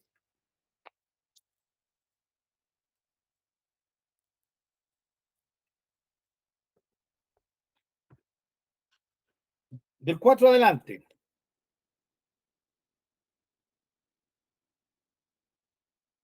Espero que lo tengan, ¿ya? Dice: no se fíen en palabras de mentira, diciendo, templo de Jehová, templo de Jehová, templo de Jehová es este. El templo, Dios permitió que se le edificara en honor a él, para que fuera el reemplazo del tabernáculo que él había mandado hacer mientras estaban en el desierto. Dios bendijo ese templo, que lo hizo Salomón. La gloria de Dios descendió sobre ese templo y ahí se mantuvo hasta que Ezequiel ve cómo la gloria de Dios se retira del templo. ¿Ya? Más encima Nabucodonosor ya lo destruye. ¿Ok? Entonces, hasta ahí nomás les llegó el templo, pero ellos se excusaban en el templo. Ellos decían, no, el templo, tenemos el templo de Dios. Mis amados hermanos, disculpen que traiga el ejemplo nuestras realidades de hoy en día, pero creo que es necesario, ¿no? Oye, ¿no pasa eso hoy en día? Templo de Dios. Es la casa de Dios y la puerta del cielo. Mi templo, nuestro templo. Y hay que ofrendar porque hay que hacerlo más bonito, porque es para el Señor, es el templo de Dios. Hermano, y hay que renovar la vajilla, porque la vajilla, aunque está buena, pero es del templo de Jehová, ya es el templo de Dios. Hermano, el piso sí está un poco picado por aquí y por allá, pero tenemos que invertir porque es para el Señor. Ya, y las sillas sí están buenas, las bancas. Aquí van a entender los hermanos de Iquique, van a entender el chiste por debajo. Las bancas, no hay que renovarlas, vamos con las sillas. Ya. Hoy hay que renovar unas bancas de mejor calidad porque son del templo de Dios, el templo de Dios, y nos llenamos la boca con el templo y el templo de Dios. ¿Ya? Hermano, en primer lugar, y yo lo he dicho, se lo dije a mis hermanos de Arica, los que están presentes hoy en día, sí, lo hice con mucho respeto estando allá, ¿ya? Y con todas las iglesias que puedan tener esta casa de Dios puerta del cielo. Pero el contexto de esta casa de Dios puerta del cielo, hermano, no había ni templo cuando Jacob ve eso, ¿ya? Y el problema es que hoy día esa es otra cosa que traemos como herencia. Creemos que el templo es especial. Y en el Nuevo Testamento eso no existe, hermanos. ¿Sí? ¿Dónde se reunía la iglesia primera? En casas. Alguien me dirá, pero en eso dice que se reunían en el templo. Claro, en el templo de Herodes, porque eran judíos. Pero cuando la iglesia se expande, sale de las puertas y de los límites de Israel, ya los nuevos creyentes no se reunían en el templo de Herodes, no iban para allá, ¿sí? Se reunían en casas. Hermanos, la Biblia enseña que nosotros somos el templo, ¿o no? ¿Sí? ¿Lo enseña, no? Es en el Antiguo Testamento que se habla de un templo terrenal. En el Nuevo no se habla ni se enfoca en un templo terrenal, se habla de un templo que son los creyentes. 1 Corintios 3:16. ¿Ustedes no saben que son templos del Espíritu de Dios? 1 Corintios 6:19. Son templo de Dios. 2 Corintios 6:16. Son templo de Dios. Efesios 2:21. Son templo de Dios. 1 Pedro 2:5, que quiero que la leamos. Esa sí la vamos a leer. Ya. Los otros, recuerden que van a ir en nuestros apuntes, ¿ya? 1 Corintios 3:16, si lo quieren anotar. 1 Corintios 6:19. 2 Corintios 6:16. Efesios 2:21. Fíjense cómo el apóstol Pablo vez tras vez, el mismo énfasis. Pero vamos a leer 1 Pedro 2:5. No porque sea mejor este versículo que los otros. Los otros son muy directos en hablar de que nosotros, los creyentes, somos el templo. Pero qué lindo aquí como lo expresa Pedro. 1 Pedro 2:5. Miren. Ustedes también, como piedras vivas. ¿Quiénes? Los creyentes. Cada uno de nosotros. Piedras vivas. Sean edificados como casa espiritual. Casa espiritual, no casa física. Y sacerdocio santo. Aquí está de nuevo el sacerdocio para todos los creyentes. Aquí no está hablando a los hombres solamente, está hablando a todos los creyentes. Y sacerdocio santo para ofrecer sacrificios espirituales. Fíjense, sacrificios espirituales.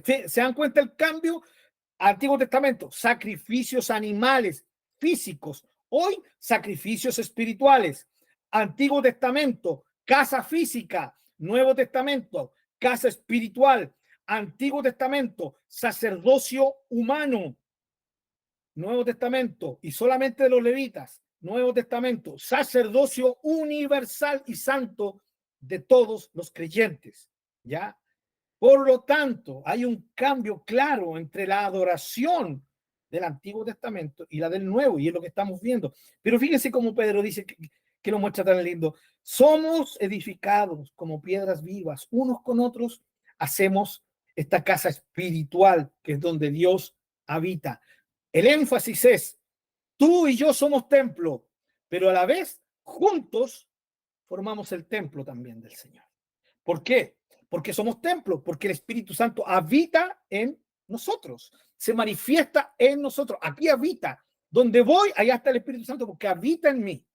¿Ya? Pero también nosotros al juntarnos como iglesia, como piedras vivas, como diría Pablo, como miembros uno de los otros, formamos también una casa espiritual, porque es ahí donde el Espíritu Santo también se manifiesta en medio de sus hijos. ¿Sí? Entendemos la idea, mis queridos hermanos. Sé que la entienden muy bien. Esto es lo que enseña el Nuevo Testamento. Entonces, cuidado cuando nosotros nos enfocamos en el templo físico. En vez de estar hermoseando a cada rato el templo físico y vamos invirtiendo plata, invirtamos esa plata en misioneros, en hombres y mujeres de Dios que llevan el evangelio donde nosotros no podemos llegar. No estemos gastando plata en un templo, hermanos, que cuando venga Jesús el anticristo lo va a usar. ¿O no? ¿O no va a ser así? Todos estos templos hermosos, megatemplos, ese famoso templo que en Estados Unidos, la famosa catedral de cristal, no sé cuántos millones. ¡Qué terrible la visión! ¿Cómo hemos caído tan bajo, hermanos? Está bien tener un templo cómodo para que nos sentemos, pero hermano, hay templos donde uno se va a sentar y ojalá recibamos revelación de sueño nomás, porque son tan ricos los asientos, hermano. ¡Oh, y uno se echa para atrás!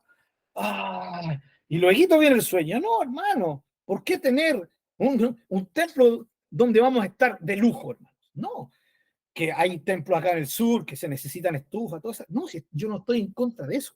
Pero cuando se le da el énfasis al templo, porque es el templo de Dios, porque es la casa de Dios, no estamos siendo coherentes con la enseñanza del Nuevo Testamento. Es más, este punto del templo, hermanos queridos. La Biblia enseña entonces, Antiguo Testamento, un templo físico, ¿no? Ese templo ya no existe. Hoy día en el Nuevo Testamento, nosotros somos el templo de Dios, individualmente, pero también corporalmente, como cuerpo del Señor. Pero ¿saben qué? ¿Cómo termina la historia humana? Por favor, ¿ya? Acompáñenme a Apocalipsis. Y sé que los que han leído Apocalipsis saben a quién me voy a referir. Apocalipsis 21, 22. 21, 22. Lo leo. Espero que lo tengan, si no, lo pueden escuchar. Y no vi en ella templo, porque el Señor Dios Todopoderoso es el templo de ella y el Cordero. ¿Quién? A ver, el Señor Dios Todopoderoso, el Cordero. El Señor Todopoderoso y el Cordero son el templo. Alabado sea el Señor, hermano. Cuando estemos en su presencia, ¿ya? Nosotros vamos a habitar en Dios. Él va a ser el templo. Así que, ¿por qué tanto énfasis al templo físico hoy en día los cristianos evangélicos? Es por un tema de herencia. La parroquia, la parroquia evangélica. Que Dios nos ayude, hermanos. Yo les aseguro, hermanos, que aunque no estamos presencialmente juntos, sé que la presencia del Señor está con ustedes ahí en sus casas y conmigo acá. Y se manifiesta de una forma maravillosa y no a través de internet. Pues Dios no necesita internet para manifestarse. Él se manifiesta porque es omnipresente. ¿Sí? Y está en medio de su iglesia. Donde 2 o 3 se congreguen, el Señor está en medio. Y el Señor Jesús es la razón de la adoración. Y Él, sin lugar a duda, es el lugar donde adoramos y es a quien adoramos. Bien, vamos bien, hermanos queridos. Recuerden que si hay preguntitas las pueden ir haciendo. Mi hermano Marcelo o mi hermana Sandrita, no sé quién de los dos. Sí, no, es que justamente este pasaje, el último que leímos, me hace también pensar en cómo muchos cristianos, creyentes, piensan y hacen todo pensando en que están, lo que hacen es para que su casa espiritual allá en el cielo sea mejor. No sé si me entiende que cada cosa que hacen la hacen para que su casa vaya siendo más grande, mejor, siendo que, como dice aquí, no haber templo, tampoco haber casa, pues si lo que interesa es estar en la presencia de Dios. Así es, así es. Sí, así es mi hermano Marcelo. Saben que cuando nosotros leemos que el Señor fue a preparar moradas para nosotros, claro, nos imaginamos las casas, ¿no? Un bungalow, como decíamos antiguamente. Los hermanos que son más perezositos dicen, no, me conformo con una media agua, ¿cierto? Arriba. Pero el apóstol Pablo en 2 Corintios 5, si lo quieren buscar, versículo 1 adelante, lo quieren anotar por ahí, 2 Corintios, Pablo da a entender que el tabernáculo que Dios nos tiene preparado, ¿cierto? Nuestra casa espiritual, se refiere al nuevo cuerpo, ya, al nuevo cuerpo que el Señor nos va a dar. Ese es el lugar donde vamos a habitar, ese nuevo cuerpo glorificado, ya. Bueno, eso es un gran tema, ¿no? Sea como sea, el lugar que el Señor fue a preparar, la morada que fue a preparar por nosotros, el énfasis es morar con Dios, ¿sí? No específicamente imaginándonos una casa como acá, sino que es Dios. Dios es el centro allá y lo acabamos de ver. De hecho, Él es el templo, ¿no? El templo. Gracias, hermano Marcelo, por esa acotación. Entonces, segundo punto, los que conocen a Dios, ¿sí? Tienen acceso a este conocimiento, pero no hay consecuencia, no hay una reacción correcta. Y esto, hermanos, es más grave que el caso de los samaritanos, porque alguien que no adora correctamente por absoluta ignorancia es grave, ¿sí? Pero no lo es tanto como aquel que no adora teniendo el conocimiento o adora incorrectamente, ya, por indiferencia o por menosprecio a Dios. Eso es un grave pecado, hermanos. Y los judíos tenían este gran problema, ¿ya? Entonces, hay gente que adora a Dios y lo hace incorrectamente. Creen que lo están haciendo correctamente, pero si no lo conocen al Señor, ¿cómo lo van a adorar correctamente? Hay otros que tienen acceso a este conocimiento, que han adquirido conocimiento, pero aún así no le dan al Señor la gloria y la honra que merece el Señor. Su adoración termina siendo un pecado, una ofensa ante el Señor, porque se enfocan en cualquier cosa menos en Dios. Y por último, el último grupo, que Jesús lo da a conocer aquí, ¿sí? Que puede estar constituido por judíos y por samaritanos, ¿sí? Físicamente hablando, étnicamente hablando, pero que crean en el Señor, ¿cierto? Y reconozcan a Jesús como su Salvador, le rindan sus vidas, y eso les va a abrir la puerta a formar parte de este tercer grupo, los que conocen y adoran de verdad. Qué lindo, la Biblia nos deja claro cuáles fueron las palabras de Jesús. El Padre tales adoradores busca. ¿Sí? Son los que Él busca. Son los que Él desea. Hermano amado, ¿quieres honrar a Dios? ¿Quieres agradar a Dios? Haz las cosas a la manera de Él. ¿Quieres adorarlo de tal forma que Él se sienta realmente honrado? ¿Quieres adorarlo de la manera que Él merece? Hazlo a la manera de Dios. Esa es su manera. Es bajo sus perspectivas, no las nuestras. ¿Ya? Y la primera perspectiva es que Él es el centro de la adoración. Que la adoración no tiene que ver cómo yo me siento, la adoración no tiene que ver cómo yo llegué al templo o cuando yo me metí en mi pieza a solas con el Señor, si estaba triste, si tenía ganas, no tenía ganas. No, estoy en su presencia y Él es digno de que yo le rinda adoración. ¿Ya? Por lo tanto, la adoración pasa a ser algo que trasciende la situación personal. Y aquí qué lindo, hermanos, porque fíjense, primero, Dios busca esta adoración. Esta es la figura, ¿cierto? Que muestra su deseo. Dios va en pos de. Busca significa que Dios anda detrás de ellos. No en el sentido de que anda mendigando, sino que los anda buscando porque son los que Él quiere que entendamos, que son los que Él quiere y que Él merece. ¿Ya? Ahora, ¿por qué Él quiere esta adoración? Porque es la que Él merece. No es porque Él la necesite, sino porque Él la merece. Lo repito, no es porque la necesite, sino porque Él la merece.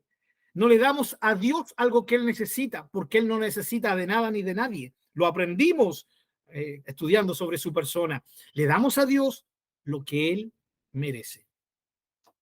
Ahora, qué lindo, no importa la procedencia. No hay diferencias raciales, sociales, nacionales. No tiene que ver si eres samaritano, si eres judío. No. Son nada. Todas estas cosas son nada al momento de ser adoradores reales. Entre samaritanos y judíos no podía haber algo común. Pero en la adoración verdadera no hay separaciones. Sin límites de lugar. Ya no hay circunstancias. No es este monte ni en este templo. No. Ahora, la verdadera adoración tiene que ver con algo tremendamente maravilloso que rompe todo esquema, absolutamente todo esquema, y lleva a la adoración a su nivel más alto aquí en la tierra, obviamente, de que nosotros podamos rendirle al Señor. Y esto se manifiesta en los dos términos que Jesús usa. El Padre busca que le adoren, primero en espíritu y luego en verdad. ¿Qué significa espíritu? Sé que algunos interpretan espíritu como a una adoración en el Espíritu Santo. Puede ser esa idea, ¿ya? Pero la idea más, creo que la que más amplia, la que nos permite incluso incluir esta, es que espíritu se refiere a algo en contraste con lo físico, ¿sí? Imagínense, en el Antiguo Testamento, el lugar de adoración era el templo. Ahí tenían que ir los adoradores. ¿Ya? Hoy día los judíos ortodoxos siguen haciendo. Es ahí donde en Jerusalén. Pero para los creyentes ya no es así. ¿Ya? Yo no voy al templo. Atención, mis hermanos. Yo no voy al templo porque ese sea el lugar. Ya lo dejé claro. No voy al templo físico porque ese es el lugar exclusivo donde yo lo adoro. No, no, no, no. Yo voy al templo porque ese es el lugar donde me puedo reunir corporalmente con mis hermanos para corporalmente, ¿sí?, honrar juntos al Señor. Pero mi adoración yo se la doy en mi casa. Mi adoración se la doy mientras voy caminando. Mi adoración, al ser espiritual, no tiene límites físicos. ¿Ya? No hay una realidad física que me limite. Al ser espiritual y al nacer desde la realidad espiritual mía y manifestarse en los lugares espirituales y celestiales, hermanos, es una adoración sin límites físicos. Gloria al Señor. Esta es la adoración que Él merece. Entonces, yo hoy día ya no puedo decir, Señor, no te puedo adorar esta semana porque no me voy a poder congregar. No, no, no. El Señor va a esperar que yo lo adore en mi casa. Si no pude asistir, lo adoro en mi casa. De aquí es donde vienen las ideas de altares en el hogar, ¿sí? Altares familiares, ya altares personales, o sea, lugares, simbólicamente hablando, un altar, ¿cierto? Donde yo levanto un lugar donde puedo adorar al Señor, donde le puedo dar lo que Él merece, porque eso es adoración, darle a Dios lo que Él merece. Dios es espíritu y es desde esta realidad que debemos adorarle, ¿sí? Es de lo interior que deben hacer la adoración, de la parte más elevada del humano, de su espíritu, de eso que es trascendente, que no es circunstancial, ¿ya? Lo espiritual habla de transparencia.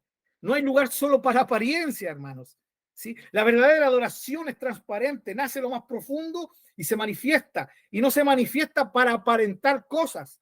Yo no levanto mis manos para que los otros digan, ¡uy, qué lindo, qué espiritual, hermano Pablo! No, yo lo hago porque levanto mis manos para adorarlo, para darle lo que él merece, ¿sí? Espiritual, se habla con plena libertad, ya no hay restricciones, porque donde está el Espíritu de Dios, allí hay libertad, dice el apóstol Pablo en 2 Corintios capítulo 3, ¿ya? Entonces, lo espiritual habla de eso, de la libertad con que yo lo puedo rendir adoración a él.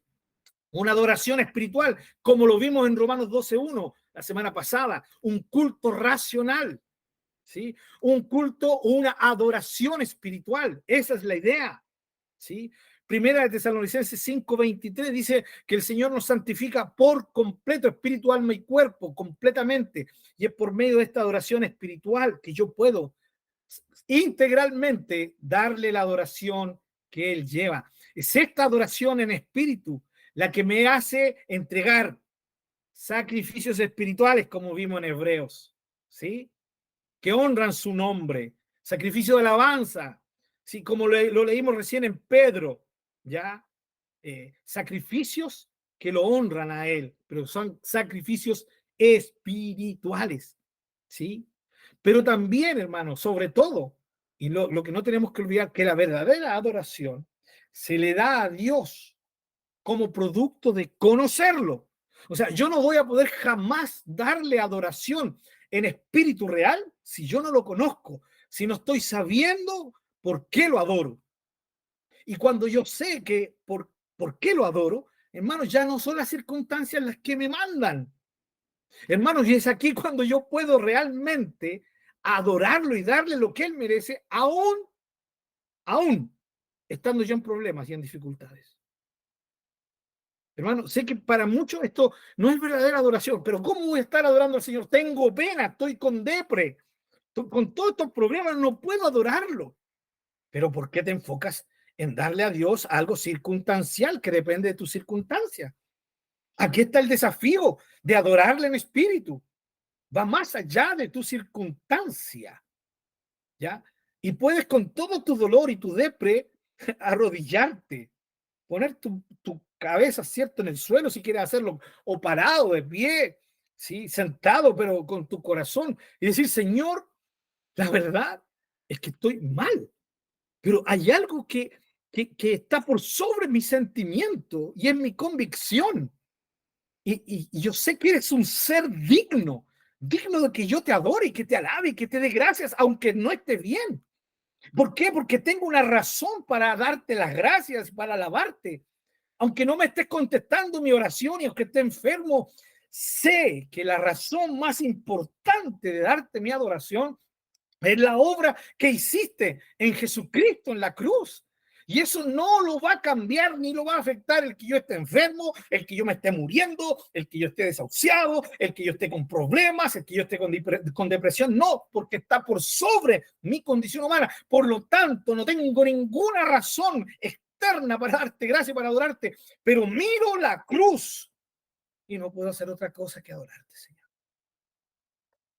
No puedo hacer otra cosa que adorarte. Mereces mi devoción. Mereces que te sirva, aunque signifique que mis días terminen haciéndolo. porque mereces eso.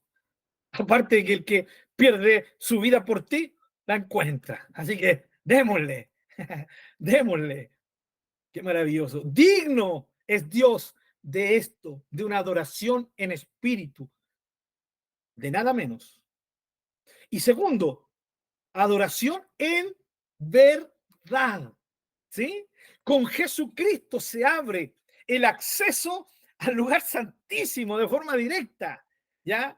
Eso me permite que sea en espíritu, pero también me permite que sea una adoración en verdad, genuina, real, sin apariencias, sincera, transparente, sin fingir nada, a corazón abierto, a corazón descubierto, ¿sí?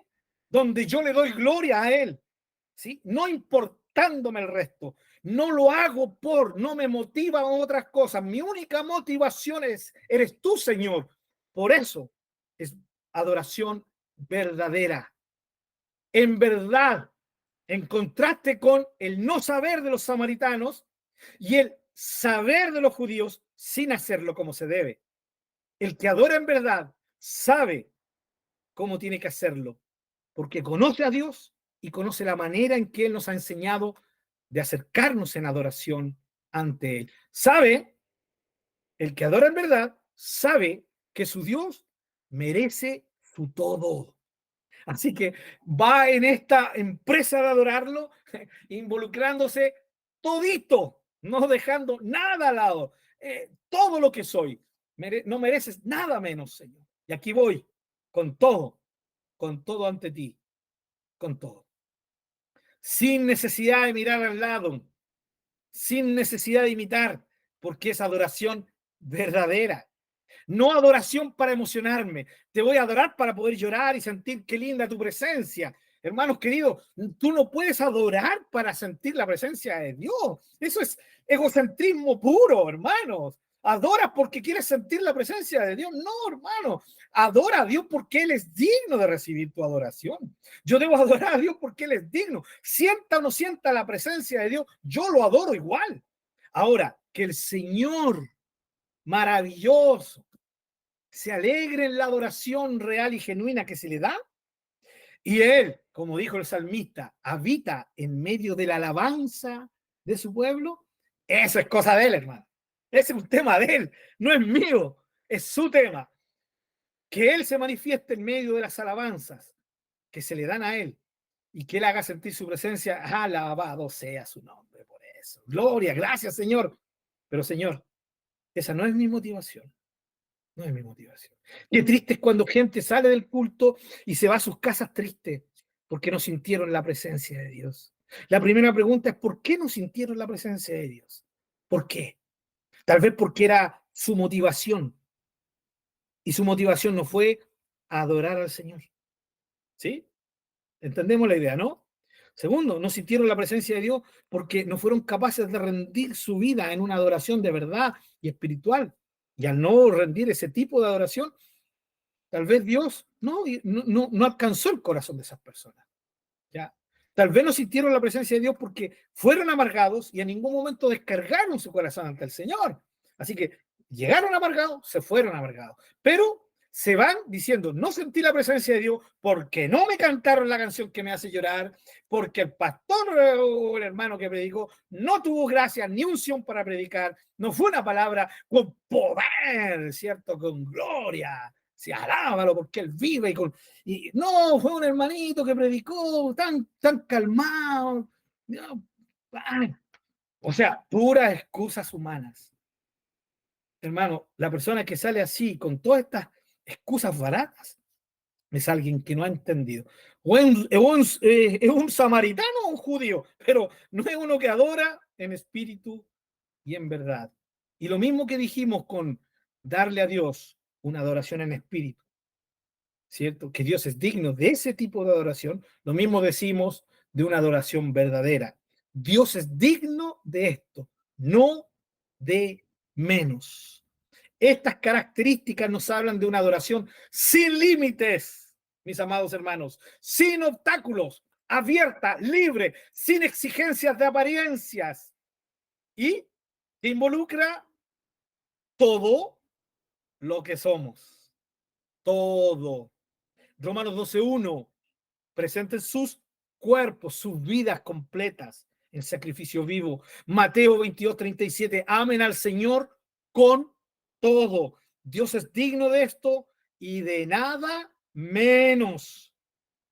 ¿Sí?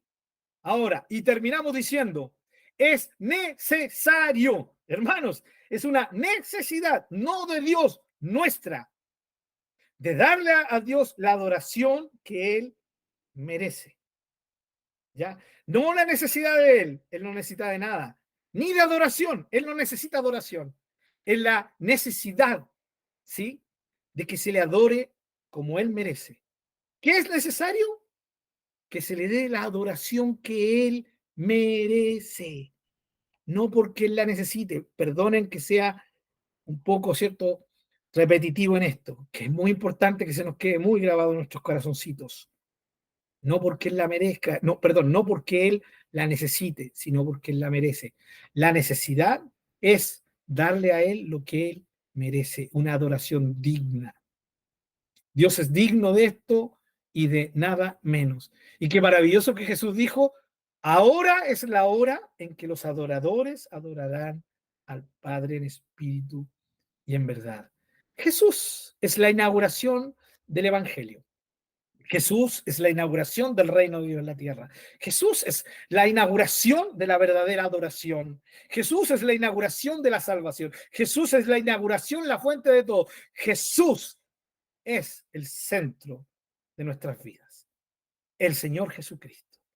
El Padre honra y se alegra en esto. El Espíritu Santo ha venido para mostrarnos esto. Muy bien, amados hermanos. Es a Dios a quien debemos adorar. Él es el centro de la adoración. Todo tiene que ver con Él y no con nosotros.